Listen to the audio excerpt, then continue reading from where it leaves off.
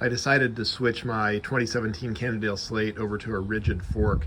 I loved the Lefty, but it was starting to take a lot of maintenance that I just couldn't keep up with financially and with the pain of having to mail it in and whatnot. So over to rigid we went. I bought a 2017 Raleigh Tamland rigid fork. It's a tapered fork, 1.5 at the bottom, 1 1/8 at the top, just like every other tapered fork, with a 1.5 centimeter skewer, 1.5 thread slope, and about a 125 or 130 outside length, with the standard 100 interior length in case anybody's trying to duplicate this. And I just traded the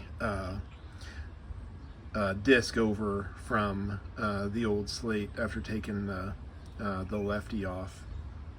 Because of the weird headset and whatnot on these, I had to buy a new headset to fit the tapered fork into the Cannondale Slate head tube. And then because the Lefty fork had so much rise relative to what a normal fork has, I had to play around a little bit. You can see I left the head tube of the fork pretty much uncut, and I've been going up and down experimenting with different heights with all these carbon spacers.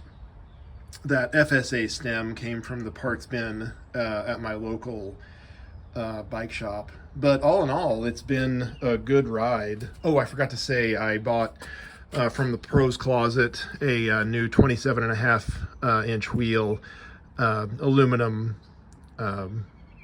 rim, just to match the old one, because obviously the hub on the old Lefty fork couldn't be converted over to a standard fork like this. So far so good. It's a little bit of a Frankenbike with the geometry, but we're experimenting with that. I think the stem I bought is probably about 1 centimeter too long, and that'll have to be brought back a little bit long term.